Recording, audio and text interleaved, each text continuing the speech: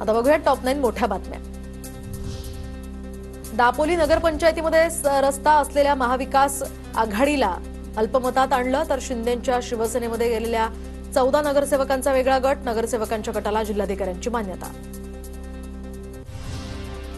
आमदार जितेंद्र आव्हाडांचं कळव्यातील कार्यालय बेकायदेशीर, अजित पवारांच्या राष्ट्रवादीचे प्रवक्ते आनंद परांजपेंची कारवाईची मागणी, कारवाईसाठी ठाणे महानगरपालिका आणि जिल्हाधिकाऱ्यांना पत्र।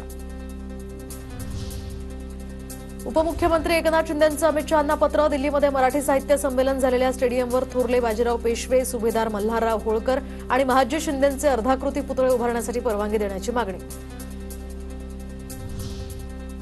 राज्याच्या अर्थसंकल्पातील 43% निधीचाच वापर, यंदाचा खर्च गेल्या 5 वर्षातील निच्चांकी ठरला, यंदा निधी खर्च करण्यात महिला आणि बालकल्याण विभाग ठरला अव्वल।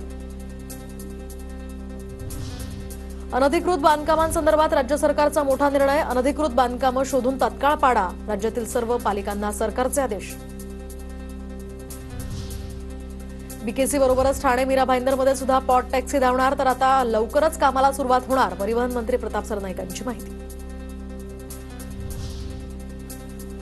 तुहिनकांत पांडे यांची सेबीच्या अध्यक्षपदी नियुक्ती, तर सेबीच्या विद्यमान अध्यक्ष माधवी पुरी बूच उद्या निवृत्त होणार।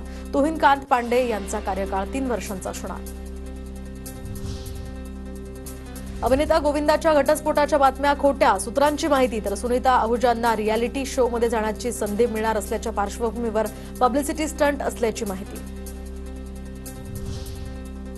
उत्तराखंडमध्ये हिमकडा कोसळून 57 मजूर दबल्याची भीती, तर चमोलीमधील दुर्घटनेत रस्ते काम करणाऱ्या 16 मजुरांचं सध्या रेस्क्यू।